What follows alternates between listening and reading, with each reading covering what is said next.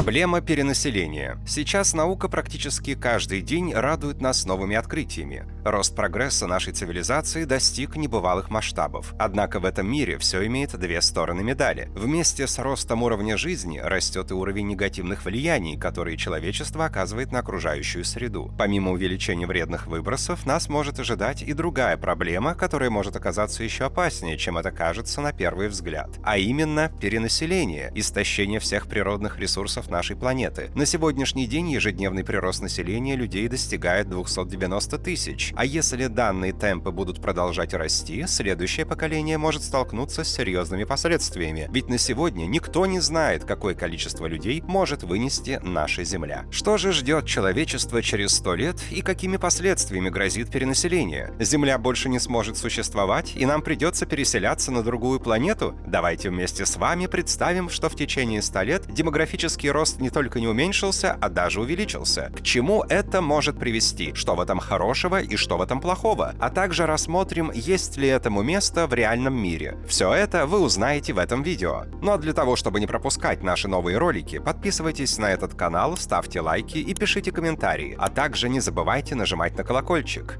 А вот теперь погнали! Для начала надо определиться, что из себя представляет перенаселение. Перенаселение – вид демографического кризиса, который характеризуется избытком населения по отношению к средствам существования или избытком населения по отношению к спросу на рабочую силу. Да, не совсем понятно, объясню полегче. Если не все население планеты востребовано на работах и не все население обеспечено ресурсами к существованию, то говорят, что планета перенаселена людьми. Именно такое положение вещей наблюдается на Земле сейчас. Как вы думаете, сколько человек жило на планете, когда писатель Тертуллиан написал эти слова? «Наше население столь огромно, что Земля едва сможет нас выдержать». Вы удивитесь, кажется, они сказаны совсем недавно, но это слова человека, жившего в конце 2 века нашей эры. Они были произнесены, когда население планеты едва достигло 300 миллионов человек. Он считал, что инструментами остановки перенаселения служат войны и стихийные бедствия. Довольно долго население планеты росло сравнительно скромными темпами. Первый миллиард наша популяция набрала только в 1804 году. Пройдет еще 123 года, и население планеты удвоится. До следующего миллиарда планету отделяет 3 десятилетия, а если быть точнее, то всего 33 года. Только прошла Вторая мировая война, и в 1960 году население выросло уже до 3 миллиардов. Дальше все быстрее. Через 14 лет уже 4 миллиарда, а спустя еще 13 лет 5 миллиардов. Через 12 лет 6. Всего за 20 век население планеты увеличилось на 4 миллиарда 410 миллионов. Таким образом, только за прошлый век население выросло в 3,7 раза. И это несмотря на 2 мировые войны и самую массовую пандемию гриппа за всю историю человечества. С одной стороны, население растет угрожающими темпами, но с другой ничего катастрофического не происходит. Для того, чтобы понять, что будет с населением через 100 лет, нужно определить обстановку на сегодня. Сейчас на Земле проживают 8 миллиардов человек, а к 2050-му данная цифра достигнет 9 миллиардов 300 миллионов человек. При этом ученые считают, что к 2100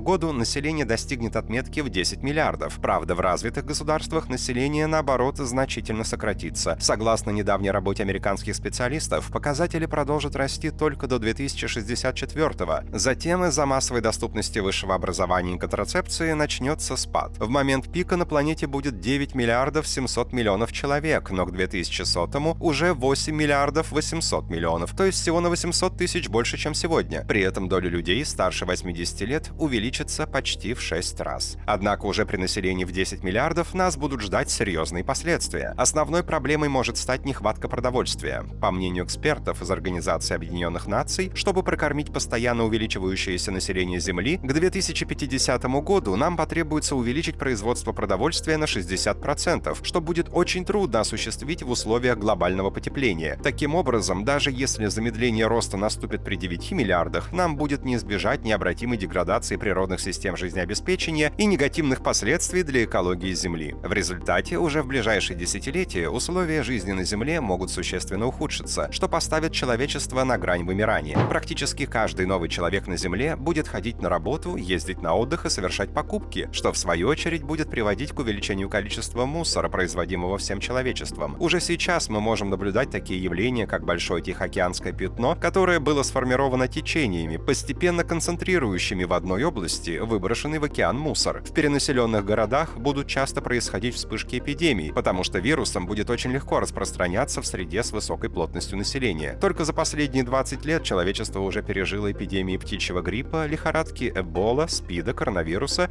и до сих пор этот список продолжает расти. Многим регионам грозит возможность стать похожими на пустыню Сахару, а в результате глобального потепления повысится уровень моря, что приведет к затоплению прибрежных территорий. Такие затопления вызовут глобальные потоки миграции в города-миллионники, которые и так переполнены людьми и просто трещат по швам. Но даже это нельзя назвать самой страшной проблемой, с которой люди могут столкнуться в результате перенаселения Земли. Более серьезной проблемой является дефицит пресной воды. По состоянию на 2019 год потребление нами пресной воды увеличилось втрое, а по словам экспертов ООН, уже в 2030 году 47% населения будет жить под угрозой водного дефицита. На данный момент только в одной Африке в данной ситуации оказалось от 75 до 250 миллионов человек, а 80% местных заболеваний, которые ежегодно уносят жизни более 3 миллионов человек, связаны с плохим качеством пресной воды, что впоследствии может привести к учащению вооруженных конфликтов, которые уже наблюдаются в регионах Ближнего Востока и Северной Африки. Сейчас перенаселение грозит только густонаселенным странам. Обратная же ситуация наблюдается во многих странах Европы и США, где процент прироста населения, наоборот, постепенно снижается.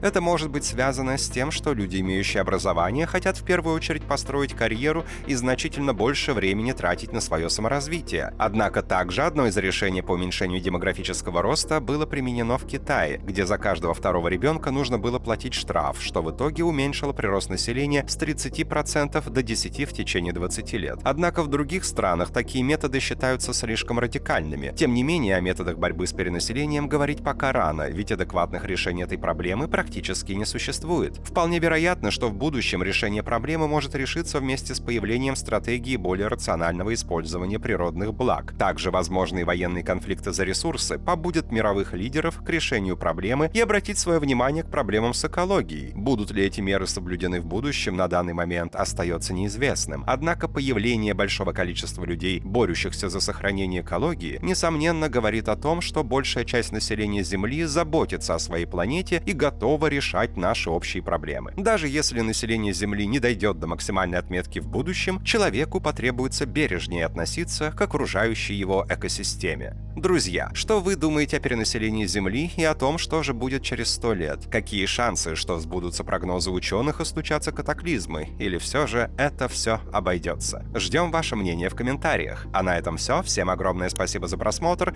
Подписывайтесь на канал, ставьте лайки и не забывайте нажимать на колокольчик, чтобы не пропускать наши новые интересные видео. До новых встреч!